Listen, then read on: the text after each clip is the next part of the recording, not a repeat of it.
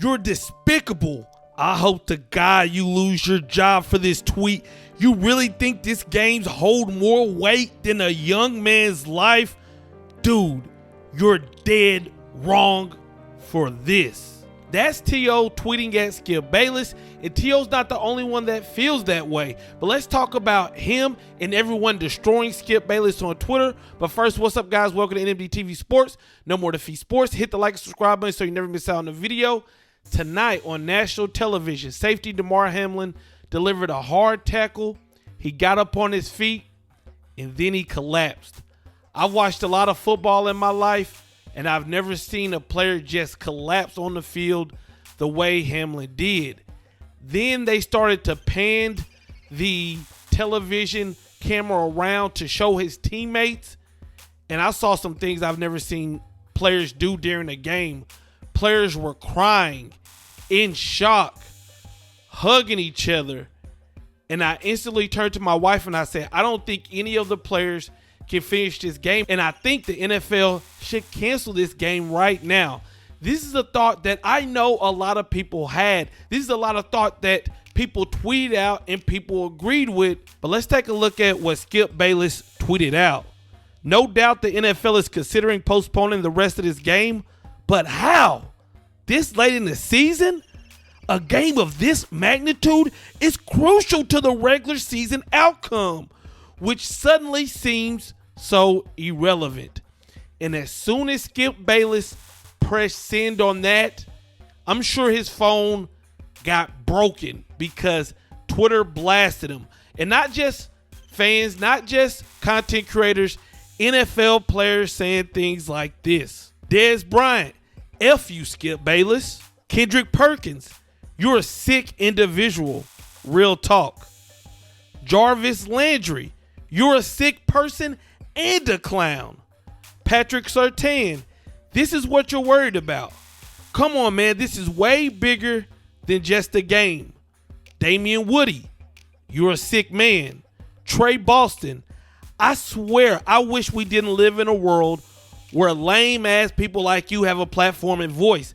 And the fact that you haven't deleted this or apologized shows you know what you're doing.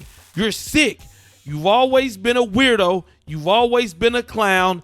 Shake my head. Heartless. Now, as I'm making this video, there are still players. There are still fans, analysts going at Skip Bayless, letting him know how wrong he was to send that tweet out.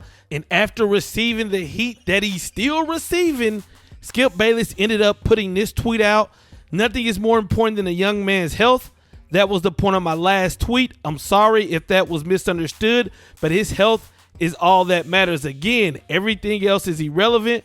I prayed for him and will continue to. Now, my opinion on this whole situation is, first, I want to say prayers to Damar Hamlin. The latest update is he was given CPR and that he is in critical condition at the hospital. So definitely prayers for him. Secondly, Skip is wrong. He's dead wrong. He's often wrong.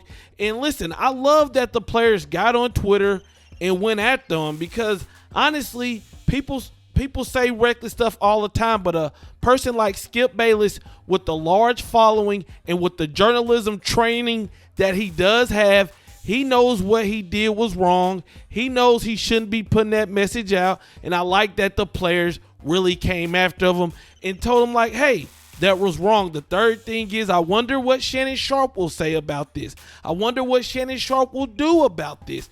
This is Shannon Sharpe. This is a player who's played in the NFL, gotten through a lot of different injuries, and then you see a player who's in the league today have what happened to Hamlin happen to him, and then your co-host goes out talking reckless. I wonder what Shannon will say. Most importantly, I heard Booger McFarland's take on this, and I thought he had the most sensible take. I agree with everything he said, and this was him being put on the spot. So it's not like he had time to really think about anything to say. Sounded like he spoke from the heart, and I agree with him. Check it out. Yeah, I think we reached a point a little while ago where nobody's concerned about football anymore tonight. Football is played as entertainment. I don't think anybody is in the mood nor the spirit to be entertained tonight. The only thing we're concerned about is that young man, his family, what's going on with him, making sure he's okay. That's it. We'll figure out the football game at some other point in time, but it's time for the NFL, the Players Association, whoever needs to make the call, whoever that is. We're done playing football tonight. We're done. Let's move on. We as a network, we'll figure out what to do. We'll put something up. Joe and Troy, that's the last thing they're concerned about is calling a football game. Nobody's concerned about football right now all the way around. America right now is concerned about one thing, the health and safety of this young man. And I think we need to go ahead and make that call. Stop speculating. Everybody's tweeting about it. Call the game. Let's NFL go ahead and call this game and let's move on.